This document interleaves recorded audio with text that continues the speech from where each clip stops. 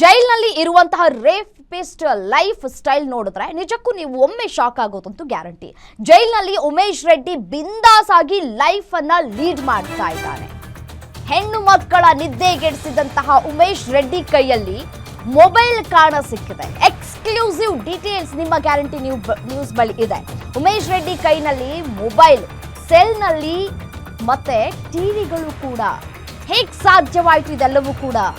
ಇಷ್ಟೆಲ್ಲ ಐಷಾರಾಮಿ ಜೀವನ ಇದ್ರೆ ಜೈಲಲ್ಲೇ 50 ವರ್ಷವನ್ನು ಕೂಡ ಪೂರೈಕೆ ಮಾಡೋದಕ್ಕೆ ರೆಡಿ ಆಗಿರ್ತಾರೆ ಇವ್ರುಗಳು.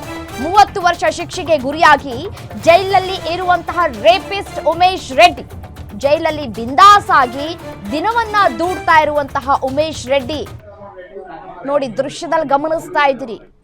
ಫೋನಲ್ಲಿ ಮಾತಾಡಿಕೊಂಡು ವಾರ್ನ್ ಮಾಡಿಕೊಂಡು ವೈಟ್ ಅಂಡ್ ವೈಟ್ ಹಾಕೊಂಡು ರಾಜಕೀಯಗಳ ವ್ಯಕ್ತಿಗಳ ತರ ಬಿಂದಾಸ್ ಆಗಿ ಲೈಫ್ ಲೀಡ್ ಮಾಡ್ತಾ ಇದ್ದಾರೆ.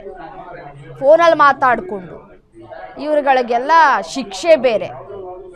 ಸುಮ್ಮನೆ ಕೋರ್ಟ್ ನಾಮಕಾವಸ್ಥೆಗಿರೋದು, ಶಿಕ್ಷೆ ಪ್ರಕಟ ಮಾಡೋದು ಅಷ್ಟೇ. ಜೈಲಾಧಿಕಾರಿಗಳಿಗೆ ಸ್ವಲ್ಪ ಲಂಚ ಕೊಟ್ಬಿಟ್ರೆ, ದುಡ್ಡೊಂದು ಕೊಟ್ಬಿಟ್ರೆ ಹೇಗೆ ಬೇಕಾದರೂ ಬದುಕ್ಬೋದು ಜೈಲೊಳಗಡೆ ಆರಾಮಾಗಿ. ಅದನ್ನ ಜೈಲ್ ಏನು ನಾವು ಕರಿತೀವಿ, ಅದನ್ನ ಐಷಾರಾಮಿ ಹೋಟೆಲ್ ಆಗಿ ಕೂಡ ಅವರು ಪರಿವರ್ತನೆ ಮಾಡ್ಕೊಳ್ಬಹುದು. ಈ ರೀತಿಯಾಗಿ ಸೌಲಭ್ಯಗಳು ಈ ಜೈಲು ಒಳಗಡೆ ಸಿಗ್ತಾ ಇದೆ ಅಂತಂದ್ರೆ ಪ್ರಕರಣಗಳು ಹೆಚ್ಚಾಗೋದಕ್ಕೆ ಇನ್ನೇನು ಸಾಧ್ಯವಾಗ್ತಾ ಇದೆ. ಜೈಲ್ ತಾನೇ ಬಿಡ, ನಮ್ಮ ಮಾವನ ಮನೆ ಹೋಗಿ ಬರ್ತೀವಿ ಅಂತ ತಮಾಷೆಗೆ ಹೇಳ್ತಾರಲ್ಲ, ಅದೇ ರೀತಿಯಾಗಿ ಸತ್ಯವಾಗಿ ಕಾಣ ಸಿಗ್ತಾ ಇದೆ.